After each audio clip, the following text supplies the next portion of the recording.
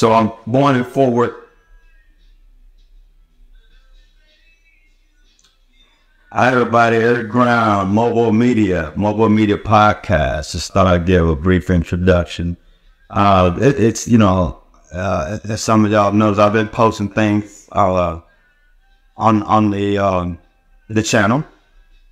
You know, just little quirky videos. Really, to be honest, some of them were test videos, just to try to see what's a good fit. You know, what people like, what they didn't like. You know, I'm an emotional person. You know what I'm saying? I studied psychology, you know, and so it was a great time for me to use those things that I've learned in my undergraduate and a lot of the psychology work and mental health work I did in the Air Force. So it's interesting to see the dynamics of people watching videos between male, female, the age groups, where they're from, what the time of the day they're watching it. So, you know, all of this, of course, YouTube, their algorithms, you know, they use all this data to come up with potential outcomes. And I've heard people say that some of these algorithms actually don't work. They're not as great as they seem. So it really just depends, in my opinion, on the quality of the content.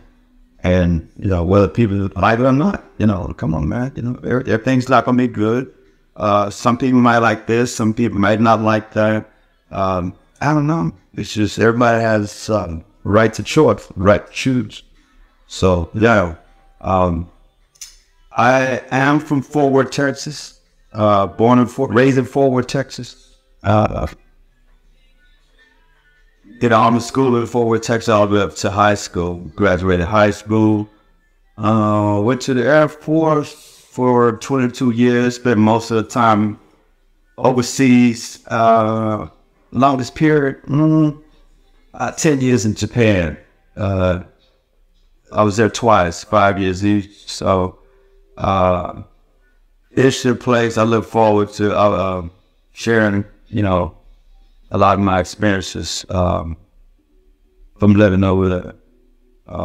After the Air Force, I retired 2009, and even though I'm from Fort Worth, for some reason I couldn't just go back to Fort Worth because the structure that I needed, I think, it needed to be a larger city or more popular city, in a city that kind of cater more to veterans. It's just part of transition out of the military. So Austin, Texas is one place I drove down, took a look at. Never even been to Austin. I only heard of Austin because, you know, the high schools, the sports teams, this is where they go for the track meet, for the basketball tournaments, basketball state championships, all that. You know, it's a state capper, you know what I'm saying? So state government's jobs, a lot of structure. You know, military, there's a lot of structure. When you come into the military, you know, they train you. You're this robot. But when it's time to go, there ain't no switch that turns off. And so there are certain things that you're used to. And for me, I was used to that structure, you know, used to, you know, being a boss, you know what I'm saying? Boss being direct, boom, you know, and that's state government. Although not to that level, it's, you know, if you're a veteran that can really be very strategic about how you carry yourself around civilians, you'll be successful, you know. So came out and landed a job in the Texas Department of Agriculture, working in the food nutrition division. Interesting job. I actually ended up being like a lead trainer going around, one of the lead trainers going around training school districts and educators on proper food nutrition as dictated by the federal government. You know, they've got food guidelines, food nutrition guidelines that be followed. And as long as states follow these guidelines, they get grant funding to help with feed the kids in the schools and things like that. So really, you're attached to that dollars going back, you know, to our youth in the state. So I'll go around to train them. I do like, I can't remember, man. Wild training for the school system, 2-hour trains or something like that. And you know, in fact, it was all day. it was an all-day training, 2-day training, 2-day training. One day was on the documentation, the policy, inspections, things like that.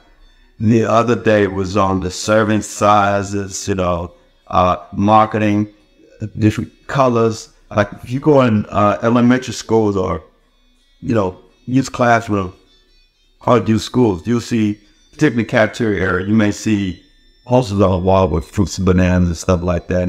And some of that stuff is geared toward drawing the kids' attention into trying a banana, trying an apple. You'd be surprised that particularly in the inner cities, some of the kids have never a banana. Come on, man.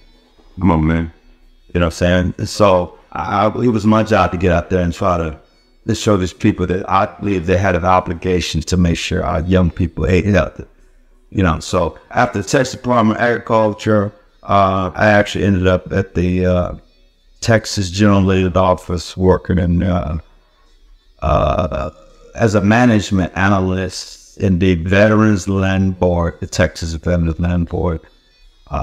Did about a year and a half as a management analyst over total of 9 nursing homes at the time I left. I think they're up to more nursing homes now.